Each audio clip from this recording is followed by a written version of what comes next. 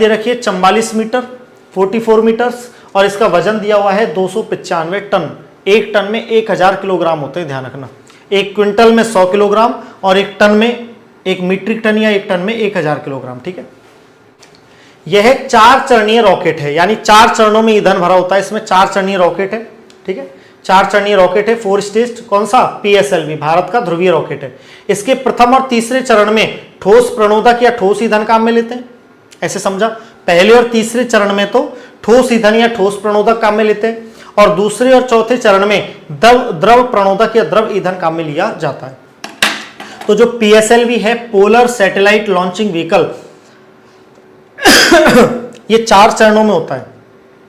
पहले और तीसरे चरण में ठोस प्रणोदक या ठोस ईंधन और दूसरे और चौथे चरण में द्रव प्रणोदक या द्रव ईंधन काम में लिया जाता है। ठीक है ना, प्रोपेलेंट्स। ठीक है, चलिए सॉलिड और लिक्विड।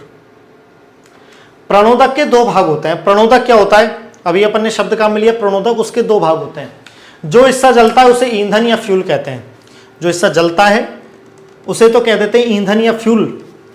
जो जलने में सहायक है उसे ऑक्सीकारी या, है ना, जो हिस्सा जलता है, जलने में सहायक है, उसे कहते हैं ऑक्सीकारी। तो 2 भाग हैं प्रणोदक के, एक जो जलता है और एक जो जलने में सहायक है। ठीक है, उसे कहते हैं ऑक्सीकारी। ध्रुवीय रॉकेट के प्रथम चरण के साथ 6 बूस्टर्स संलग्न रहते हैं और उनमें भी ठोस प्रणोदक इस्तेमाल होते हैं। इनमें प्रणोदकों की मात्रा भी आवश्यकता अनुसार कम या अधिक की जा सकती है।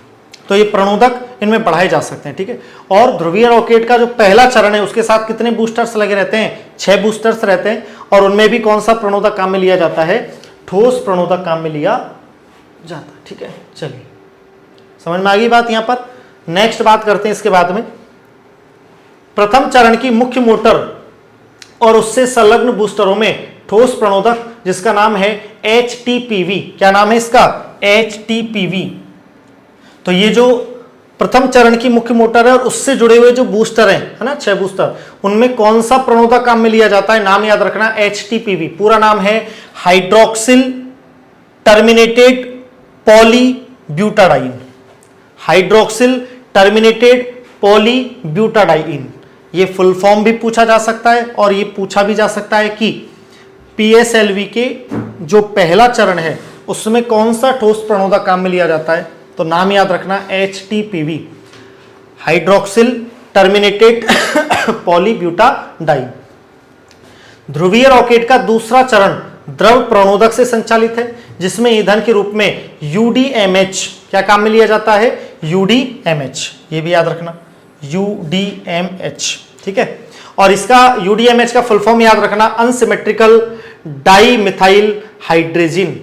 Unsymmetrical dimethyl hydrogen.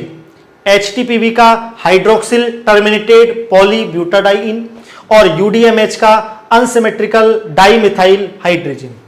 और ऑक्सीकारी के रूप में नाइट्रोजन टेट्रा ऑक्साइड का इस्तेमाल किया जाता है। किसका इस्तेमाल किया जाता है? नाइट्रोजन टेट्रा ऑक्साइड का क्या इस्तेमाल किया जाता है।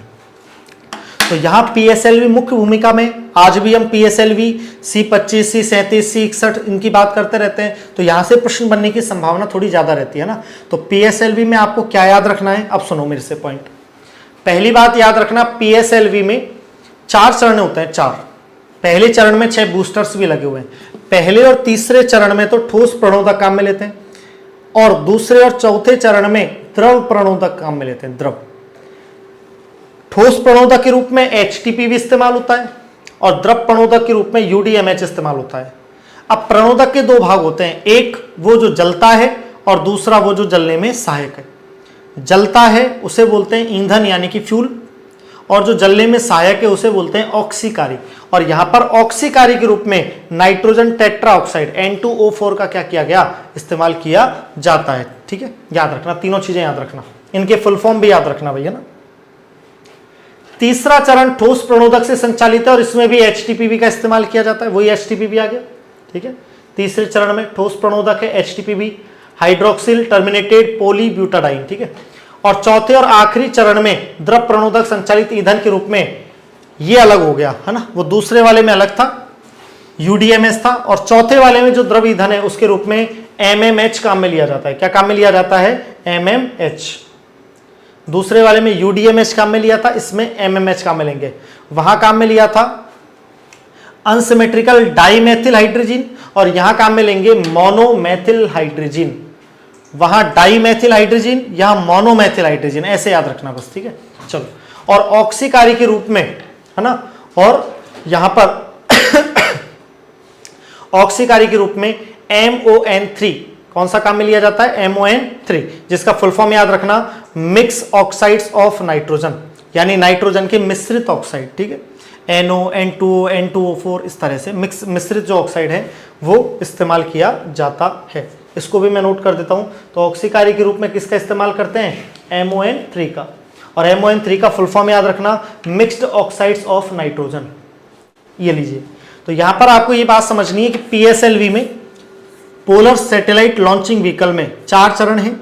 पहले और तीसरे चरण में ठोस ईंधन काम में लेते हैं HTPV, और दूसरे चरण में और चौथे चरण में द्रव ईंधन काम में लेते हैं, लेकिन वो दोनों अलग अलग हैं। दूसरे चरण में UDMH अनसिमेट्रिकल डाइमेथिल हाइड्रोजन, और चौथे चरण में भी अलग, यानी मोनोमेथिल हाइड्रोजन MMH काम में लिया जाता है, ठीक है। वहां पर ऑक्सीकारी के रूप में नाइट्रोजन टेट्राऑक्साइड का उपयोग किया था, देखिए वहां पर नाइट्रोजन टेट्राऑक्साइड का इस्तेमाल किया था, लेकिन यहां पर MON3 यानी कि mix oxides of nitrogen, fix नहीं है कि N2O4 का ही करेंगे, नाइट्रोजन के सारे ऑक्साइड का मिश्रण, इनका उपयोग किया जाता है, ठीक है।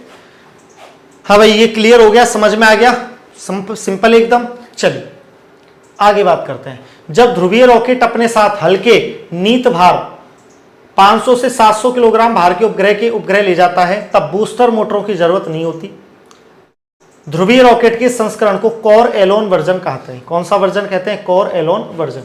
तो जब ये अपने साथ हल्के जो उपग्रह 500 से 700 किलोग्राम वाले, जब इनको ले जाता है, नीत भार का मतलब है पेलोड, है ना, पेलोड, तो उनको ले जाता है, तो फिर इसे बूस्टर्स की आवश्यकता नहीं होती। बूस्टर का मतलब जानते हो ना, भारी पड़ रहा है कोई काम और फिर अचानक से उसकी गति बढ़ाई जाए, बूस्टर लगाने की। तो 500 से 700 किलोग्राम तक तो इसको बूस्टर्स की आवश्यकता नहीं है, ठीक है। PSLV को, नीत भार को कहते हैं पेलोड, पेलोड। कई लोग इसको हिंदी में ऐसे याद रखते हैं पेलोड, और वो फिर समझते ही नहीं है कि पेलोड क्या होता है, ठीक है। ऐसे याद रखना पेलोड। जब इससे अधिक भार के, यानी 1500 किलोग्राम के आसपास के नीत भार या पेलोड या उपग्रह की स्थापना करनी होती है, तब इसके प्रथम चरण के साथ बूस्टरों का इस्तेमाल किया जाता है। और अगर पूछे कि बूस्टरों में कौन सा ईंधन, तो बूस्टरों में भी कौन सा ईंधन काम में लेते हैं, ठोस प्रणोदक या ठोस ईंधन काम में लेते हैं, जिसका नाम क्या होता है, HTPV। HTPV सिंपल है। चलिए, इस संस्करण को स्टैंडर्ड वर्जन कहते हैं। कौन सा वर्जन कहते हैं, स्टैंडर्ड वर्जन। तो 2 वर्जन हो गए यहां पर, एक तो बिना बूस्टर वाला जिसको अपन ने कहा कोर एलोन वर्जन, बिना बूस्टर वाला, और एक है बूस्टर वाला जिसे अपन कहते हैं स्टैंडर्ड वर्जन। बूस्टर कौन से चरण के साथ अप्लाई किए जाते हैं, पहले चरण के साथ, और इसके बूस्टरों में 9 टन प्रणोदक इस्तेमाल किए जाते हैं। और इसके बूस्टरों में कितने टन प्रणोदक, 9 टन प्रणोदक क्या किए जाते हैं, इस्तेमाल किए जाते हैं। कौन सा प्रणोदक, ठोस प्रणोदक के कितने हिस्से, 2, एक ईंधन और दूसरा ऑक्सीकारी, ठीक है। चलिए, जब ध्रुवीय रॉकेट से किसी नीत भार या पेलोड की स्थापना भू-स्थिर कक्षा में, अब ये भू-स्थिर कक्षा आपको याद रखनी है, इसकी ऊंचाई पूछ ली जाती है कई बार, ऐसे कैसे याद रखना, 36,000 किलोमीटर की ऊंचाई। वैसे एग्जैक्ट ऊंचाई तो 35,786 किलोमीटर होती है, लेकिन अपन लगभग में इसको कितना मान के चलते हैं, 36,000 किलोमीटर। लगभग में हम इसको कितना मानकर चलते हैं, 36,000 किलोमीटर मानकर चलेंगे, ठीक है। तो जब इसमें करनी होती है, पेलोड या नीत भार को भू-स्थिर कक्षा में स्थापित करना होता है, तो इसे और शक्ति समर्थन की आवश्यकता होती है, ठीक है। इसके लिए, यानी अब तक तो हम कहां भेज रहे थे, अब तक तो हम नीचे भेज रहे थे थोड़ा सा ना, PSLV के द्वारा हम नीचे भेज रहे थे, ठीक है। 1500 किलोग्राम तक के आसपास को हम भेज रहे थे नीचे ही, और उसके लिए भी बूस्टर्स चाहिए थे, लेकिन अब हम भेज रहे हैं 36,000 किलोमीटर की ऊंचाई तक। तो अब बूस्टर से भी काम नहीं चल रहा, तो अब हम क्या करेंगे, एक नया मॉडल बनाएंगे, ठीक है। तो इसके लिए PSLV का एक नया मॉडल बनाया गया, जिसे PSLV XL कहते हैं, एक्स्ट्रा लार्ज। जैसे अपन कपड़े लेने जाते हैं तो होता है ना, ये M साइज है, ये L साइज है, ये XL साइज है, एक्स्ट्रा लार्ज, ठीक है, ऐसे होता है।